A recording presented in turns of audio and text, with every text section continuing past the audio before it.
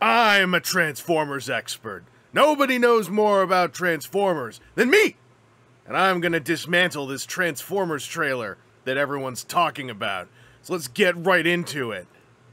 Hey, what is up, Transformers fan? Okay, so the first thing to point out is that you can see an interesting rule of three being used here for multiple aspect ratios, because these two human gentlemen are in the middle third, well framed on a very nice set, given that everything seems to be grayscale other than the fellow on the left's blue shirt, but the lighting is able to pick out the top rims of a lot of the surfaces very well, and it gives a textured feel and visible layering and 3 dimensions to what we're looking at. But even more interestingly, if you look at the bottom right, you can see the camera that's filming them. Now, I think that that's because this trailer is in cinematic aspect ratio. However, this was probably framed assuming some kind of 16:9 ratio, which likely would have cropped out that camera.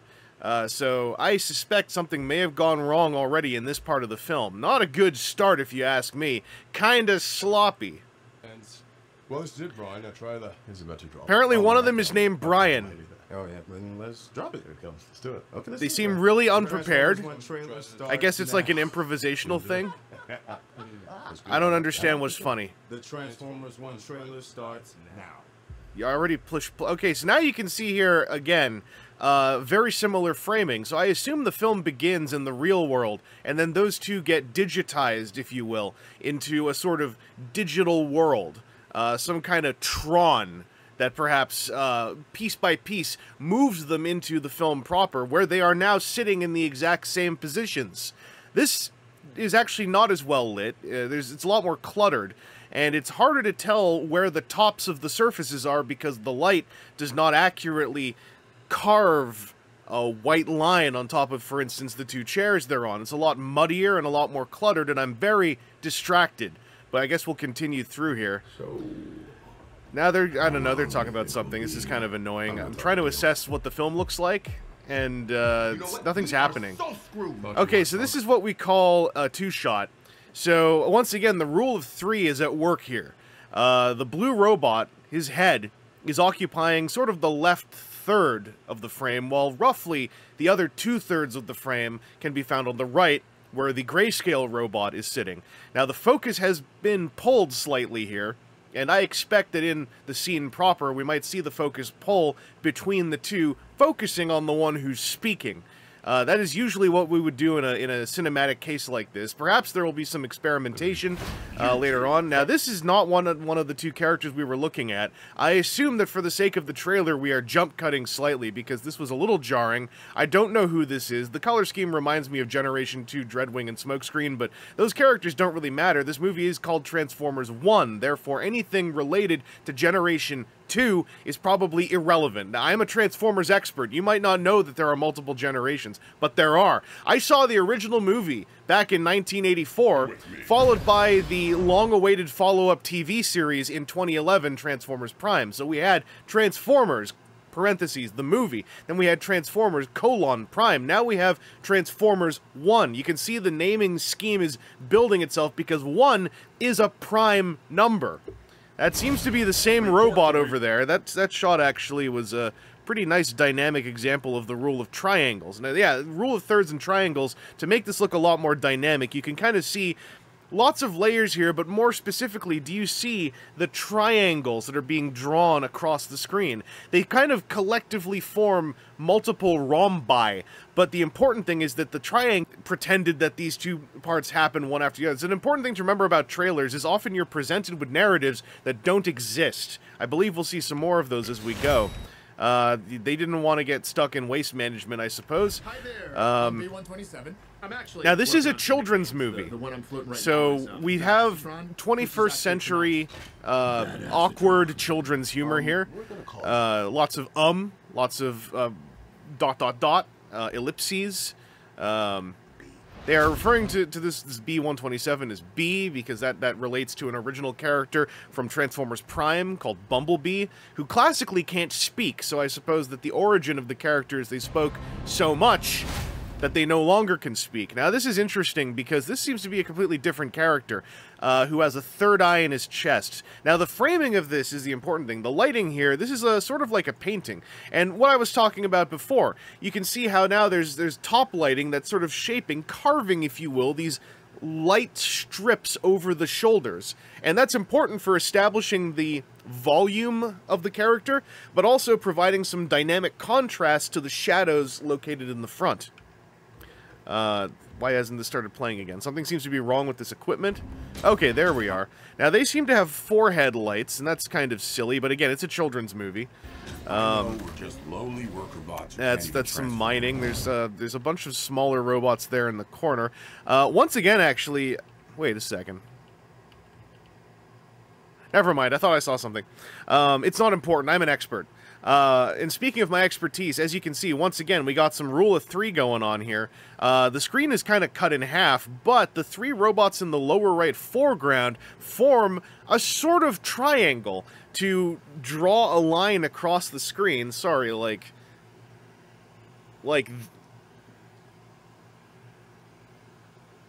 this. And that's important, again, for establishing a dynamic set of layers to look at. Like, clearly they're the focus, but this way we can see that life goes on the surface below. Transform.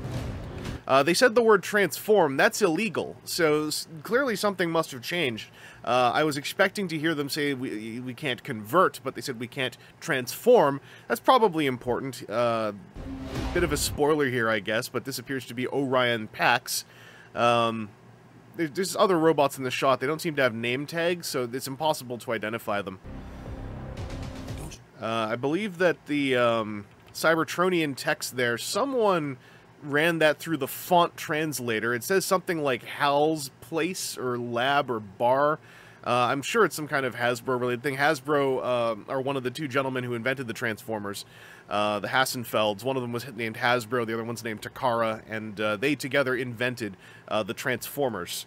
This actually has like a kind of interesting color profile. Like, we're going for a very cyberpunk kind of look here. It's not the full monotone grunge of your usual live-action film robot, but it's also not the punched-up color of something more cartoonish. We're somewhere in between to establish, I guess, a seediness and a sort of diminished society that is crumbling from within the inside out. Neon lights over a dark sprawl of decay. Don't you want it? That's a completely different sign in the back. That also reads in English, which is very bewildering to me. It says Iacon 5000. Those are Transformers words. 5000, it first appeared in an episode of Transformers Prime. A lot of you probably don't know that because most of you aren't experts like me. Now, these characters are talking about seeing what's out there. There's a little... Do you see the little jiggle in the eyes, actually? That's a really nice touch. Watch those irises and those pupils. They're going to move a little bit. See what's out there? Yeah, do you see that? Like, they're kind of darting around. That was a big quality of Transformers Prime's massively expensive budget that, thankfully, we're seeing carried forward to this sequel. The kind of baby face on this character is pretty... Oh, it's Megatron. That's interesting. Oh, there's the less baby face. So they appear to have a sort of time skip thing. Oh, here we go, lighting again. Rule of thirds and triangles. Now, hopefully, even the most... layman of you, even the most green of you can see the obvious triangle at work here, formed by Megatron's collar and shoulders. Well, shoulder. That is creating a dynamic shot to look at. It punctuated not only by 2 pupils of light, but also by that little hint, that flash of light that is illuminating one cheek and the top of one lip, giving a very nuanced and contrasted visual sense to what is happening in this shot. It's very nice to look at. Again, very beautiful still images going on in here. There's a reason no one goes. I don't know what the context on that's going to be. There seems to be someone lying here. I wonder if this is going to be something where, like, the original 13 are, like, rotting on the surface, and, like, this is, you know, the Fallen or Megatronus, and maybe that's why this little guy goes, like, I'm going to be Megatron, then, I guess. It's interesting that there's foliage, by the way. Lots of moss. His name is D16. That's very cute. There's a whole thing here about not going to the surface. That just looks like an organic ship. It's dangerous. Yeah, it's dangerous, don't go to the surface. Real big Gurren Lagann vibe in there. Most of you probably don't know what it is. It's a very obscure cartoon. But, Why'd you bring jetpacks? that's some more of the modern sense of humor that's being delivered here, you know, for the generation after all of us, who are the ones meant to enjoy this, I suppose. But, you know, the long silence punctuated by a sort of naive, questioning, almost dynamically dissonant tone, nearly disconnected, saying, oh, what's this for? Yeah, it's something that really works for the kids. There seems to be a race going on. Is that... that looks like that is the Transformers Collectors Club Dion. Interesting cameo.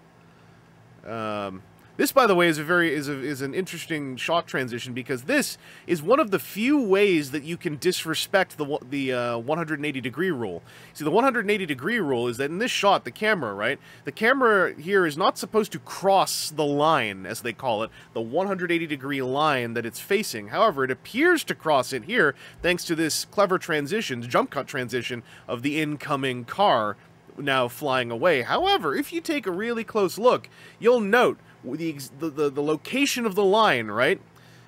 I don't think that they crossed the line. I think this is the other clever way to break that rule, quote-unquote, is that they flip the shot about 179 degrees. Usually you don't do that because most audience members can't really tell the difference, even in their subconscious, which is the thing you're trying to deceive with edits in general. However, I think they pulled off an interesting trick here, and I'm curious if that's what it looks like in the finished film proper. There's some green car over there getting bonked. There seems to be a little flying jet there on the upper right.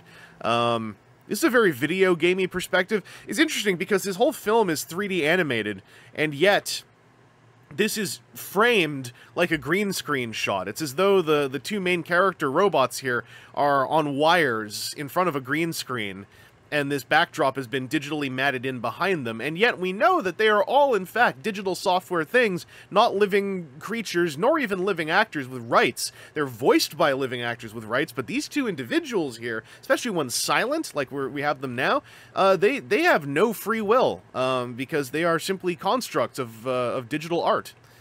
Think about that for a while. What if that was us? I'm gonna kill you! I accept those terms. So I accept those terms. Very, very classic line that Unicron once said, which is kind of what this character's in reference to.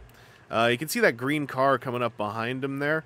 I'm noticing to make these two look young, they've got a very kind of baby face aesthetic going on. You can kind of see on this one the sharp cheekbones when they catch the light. Once again, the importance of light to shape not only the objects we see, but to shape how our eyes are drawn to each piece. But in general, they both have very smooth faces, I'm assuming to get across their implied youth and babbiness. Those terms. Now, do you look the same here? I'm just noticing that it looks like he's got more lines on his face in this shot, so I wonder if this is from later in the film. This is one of those times where a trailer edit, it picks something less for the visuals and less for the narrative value and more for the motion. Like, look how fast that's in there. That's for one punch on the orchestral score. Oh wait, so does he have the lines on his face or not? Okay, maybe he doesn't. Kind of looked like he did in that last shot. All right, my bad. They're on some kind of train. That's another thing the kids really love is people going, whoa! And so they got, you know, one of those with the music cutting out in the background. Very textbook trailer edit for the 2020s. Pour one out for the folks who have to cut these trailers together. They don't really get to express much creativity. Nowadays, you know, once upon a time, they were given the orders of put in the bombs. And now, as you'll hear in this trailer, the running order is, I have this mixtape. Hi, I'm a producer aged 45 to 76, and this is a mixtape. I want this to feel like Guardians of the Galaxy. That's kind of a trailer thing that's going on right now. So this fall, so that means it'll be coming out sometime between September, October, November, but possibly December. It depends on the definition of the fall that they're running with. Seem to be some things in the background. Once again, just looking at this shot, they are framed very much like they're in front of a green screen. I think it's an interesting way to, like, pseudo-lifelike your CG animation. But also, you can see a very nice rule of thirds going on in here. The obviously bottom level is the bottom third of the screen where everything's in focus. The middle's kind of a muddy mess, but that's non-derogatory because in the background we have color and more crisp detail. Clearly, you know, in the distance, but it creates a three-level, a Neapolitan panorama that we're able to enjoy, and once again draws the audience's eyes in. For those of you who are the layman, which is about 100% of you watching this, it will deceive you in a good way into just looking at a full visual in-motion pastiche that you'll enjoy. Excuse me, the mic just popped there. Visual pastiche that you'll enjoy. Right here, we've got another triangle. I hope you can all see it this time. A couple of triangles. We've got one main one over here being formed, and then there's another one right above them with that little Aurora Borealis in the back. The train tracks forming another one. The couple literal triangles in the back there with the rocks. This is another rule of thirds. We got this little, I guess, rabbit elk in the front, who's taking up just over a third of the screen, but then the rest is so sparse. The rule of thirds, you can fudge a little bit for things like that. We got the rabbit elk, we've got the 4 robot characters, and then the swathe of misty backdrop over there. This is kind of a... I wouldn't have done this shot necessarily, unless this is only in the film for this long. Like, I think this shot you'd want to pull out more to establish the flow of colors of all the rabbit elk running by. Although this does also show us that there are autumnal moss colors going on with this foliage. Very interesting plot point that appears to be at work here, that the surface is a place to stay away from. It's also overrun with wildlife and literal foliage. Again, very Gurren Lagann feel, very Beast Machines feel. A lot of potential bullet points being collated together for something new and fresh. Not for, like, the whole film, but something new and fresh as far as this being yet another brand new continuity. We can have a few more neat ideas seeded into the greater Transformers goulash. Saw this shot already, didn't we? That's Scarlett Johansson. She's doing okay. Chris Hemsworth, he's doing okay. I don't know the names of the other 2 actors, and I think in general it's been pretty good that I don't hear any actor popping out of a character and screaming, "Hey, it's me," actor name. I would prefer, if it's going to be that kind of flatness versus something so bombastically stunt-casted that I can't concentrate on the film, I'll take flatness. Because there's a whole film for that flatness to develop into something a little bit more tasty, with a little bit more of a thickened mouthfeel. That's interesting. So we've got a rabbit elk dying on screen, so this is probably rated PG at the very least. I kind of like the way the light plays on the 4 characters on the right there. Once again, rule of thirds. The 4 characters are the right-hand third of the screen. Yeah, very interesting. They shake the camera there as though it was sort of a kinetic shot that was a practical effect. Interesting idea. This is very much an album cover. This is going for an 80s retro, I think. I was wondering if we would see kind of a synthwave aesthetic flowing through this picture, and I don't think it's there for the entire thing, but I think there's a fair amount sprinkled in here and there, this being one of the primary examples. Also, here's some of the children's humor. Look at the little coward, who'd ever want to be like him. Every Transformer, so not every converter, every Transformer. You have proven yourself worthy. Lawrence Fishburne. What's that blue thing? I didn't get a look at that before. So that looks like Onyx Prime, perhaps, or Dinobot Swoop. It's brand new continuity. They could kill off whoever they like. If it is Onyx Prime, then I actually am starting to wonder if my theory is on, where the original 13 are, you know, dead in a mossy cave. Which would be a nice way to, like, use the concept without muddling everything up with, like, there's a Super Sentai of magic Transformers running around. Origins. Yeah, here. So we've got Alpha Trion looking guy here, and he's got moss all over him. So yeah, I expect that the original 13 got overgrown. Those are transformation cogs. And we're gonna have some henshin here. I do like very much the forced in shots, the extreme close-ups of the henshin sequence. We are more than meets the eye. That's a pretty silly line. I don't know why they'd put that in. So these are what is it? Is this them fully henshined? yeah, they're all a little bit different. I'm wondering how long we're going to spend with them as babies, because if it's an entire act of the film with them as babies, and this is like the kicker of Act 2, that's showing a lot of the movie. If this is the kicker of Act 3, then I don't know what's happening. Well, I do know what's happening. That means this film is so unconfidently produced, they said, show the entire plot in the trailer, which is always a shame. And there's a very fine line, by the way, because you could say that about many trailers, but when I say it, again, you know, as a Transformers expert, there's a specific way that trailers can deliver an Act 1 and Act 2, where there's still some stuff to reveal. That's probably what's happening here, but there's a small chance that we are being shown one of the climax moments of the film right here, and that would be a shame, because also what are we going to be doing for the first 2 acts with the babies? We can transform now. We can transform now. Once again, it appears that they're able to say their own word, which is a bit of a turnaround. I was kind of wondering if this would be the first film where they just start saying convert over and over again, fully referencing the classic Hanna-Barbera GoBots. On free. This shot is okay. This is actually not the best. This shot has a distinct lack of triangles. And it's not because I'm freeze framing any of it. I'm just, you know, when I look at it, I kind of wish that we had been, you know, canted and around forward a little bit, kind of not in this hard profile. This feels a little Roadrunner-esque to me. 3, 1.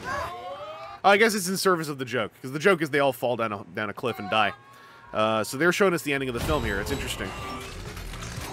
It's working. Neat plot point to have them like trying to figure out how to transform on screen. There's also you know, fair amount of interesting pushed close-ups here. Just some tricks I use in my own productions of like this sort of jump cut, you know, something's happening, jump cut to the part that moves. Also an interesting way to frame this, as though, once again, these are maybe some practical effects that they're jump cutting around, even though it is a fully CG animated character. We can also see the style of transformation here. It is fairly mechanical, but with a little tinge of your, you know, modern Prime stylings. Although I like that we've got like actual flapping parts. It looks like there is a mass hole for the head to occupy inside the chest. It'll be neat frame by framing through some of these transformations when we have like high-end toys of these as well. I'm sure there's already some companies kind of like staring at these going like, how does this work? Let's see, does he have a fake hood chest? Does anything parts morph there? I actually wonder. I wonder. Maybe they're not having to do as much visual cheat. Maybe that was like a goal going in. Like, there's a little bit of morphology happening, but I feel like you can actually follow the physical path of some of the components. The legs there, you can kind of see there, the legs maybe got hidden a little bit. You know, here, there's still full legs there shifting around, but now they've turned into a pair of hunks. Okay, that part... Well, you know, okay, that may be growing out of his anus, but you can see some stuff expanding. I think that the darker color strip, you'd have to kind of assume is incredibly thin, if not slightly elastic, to allow for that. But you can see some of the leg details there still. I'd love to see a featurette on how some of these transforming models were designed. Oh wait, we can see some more vehicles there.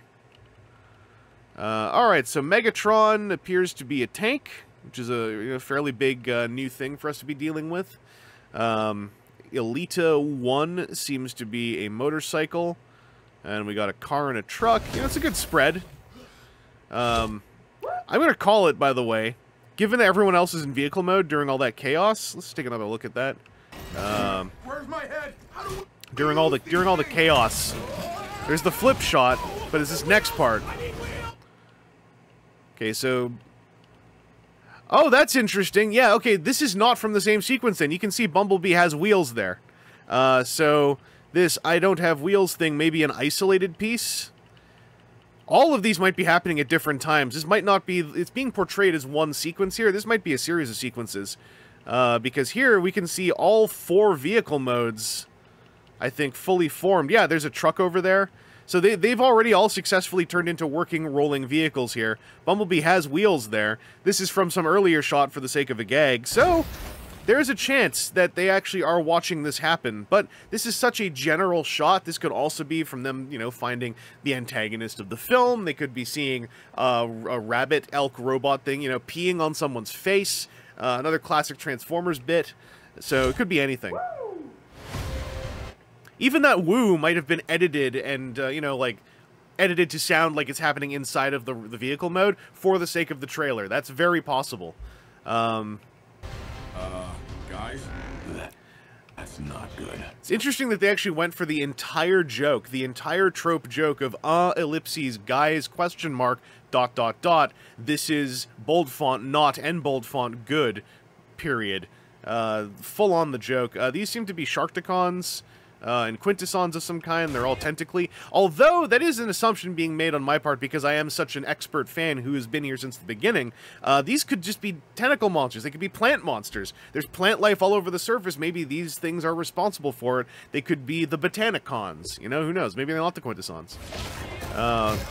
Maybe they're gonna take this blue one and you know, turn them into a plant thing.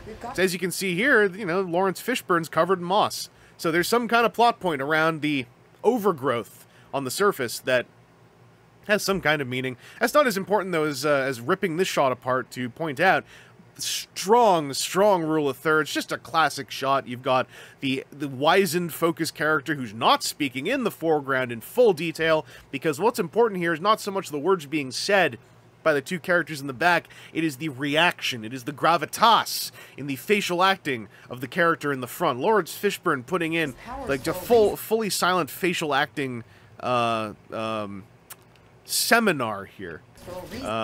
Who's that getting shot at? That's some jet. Okay. So we've got Alita 1 here, who's a motorcycle. But interesting bit here in this action sequence.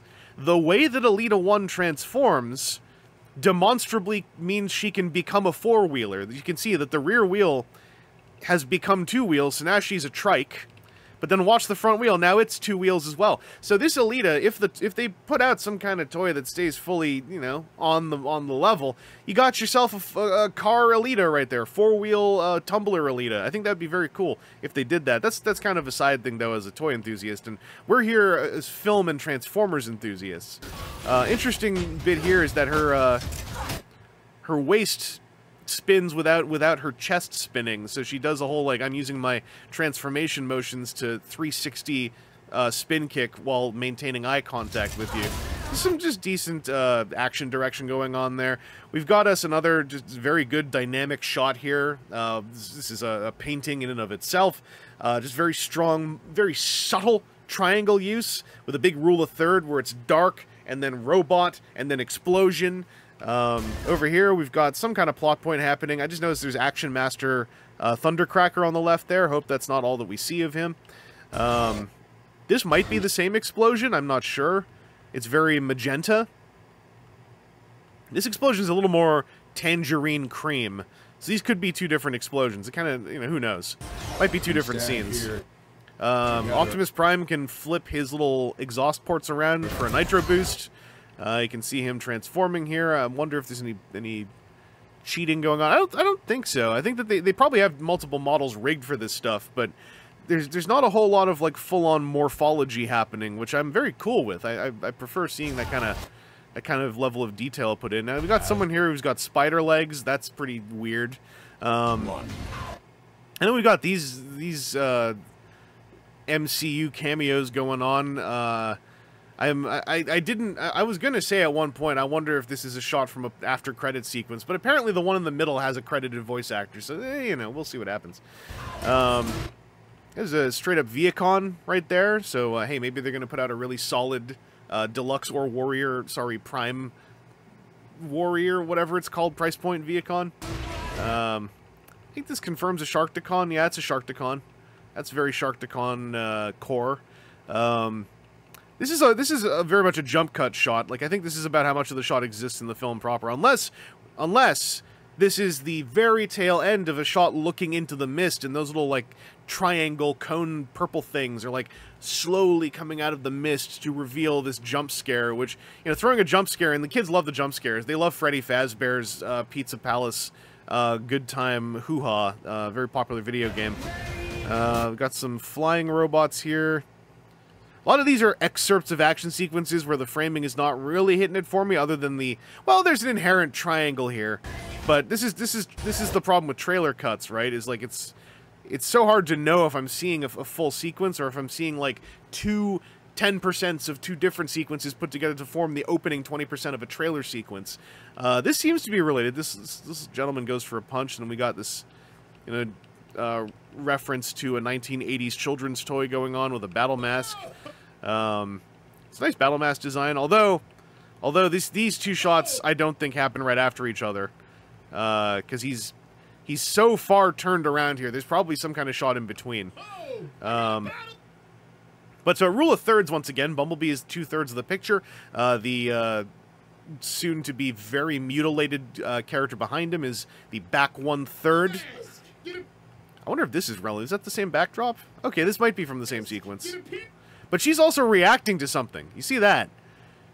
She's clearly reacting to something happening. This might be a cutaway shot from another part of the film, given that she stopped looking.